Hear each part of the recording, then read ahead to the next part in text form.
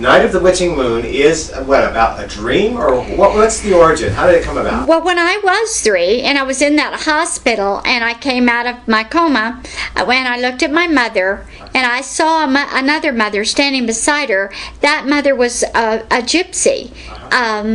She was from a gypsy camp. Of course, that gypsy camp was long gone. It was in Salem. And I started having memory recalls of that lifetime. So then I got caught in between the lifetime of the Night of the Witching Moon and this lifetime. And I preferred the witch camp, the gypsy camp, which they labeled them witches back then.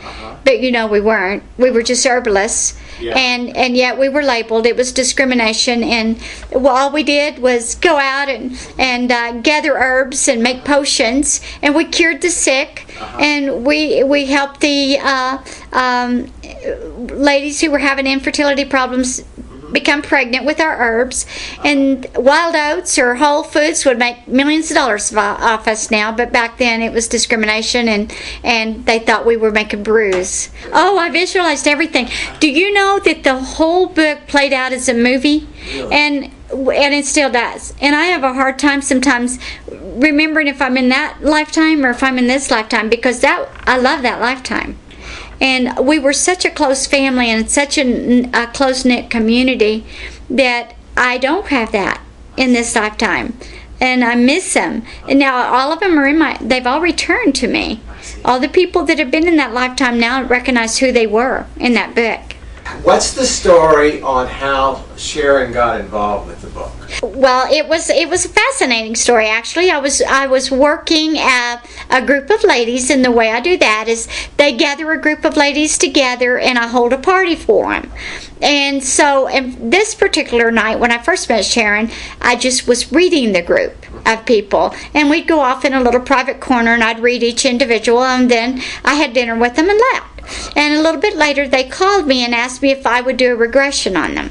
And so I told them that I would, and I went back over to the same little group and I regressed them. And while I was doing that, Sharon remembered everything. Now, she didn't know anything about me. She didn't know I was writing a book. She knew nothing. She just knew I was a psychic, and she wasn't even sure she believed in that. So when I did this regression, and she remembered the burning embers, if you'll remember reading the book. Burning embers, yes. The burning embers, and she could smell them, and she heard the people running through the woods, and she remembered the entire story. And I told her that I really needed to talk to her. And at that time, I had put this book on tape. So I let Sharon listen to him, and she goes, we have to make this a book, because there are other people out there that are going to remember this past life as well. And it'll also help everybody get in touch with who they are and know that they've lived before.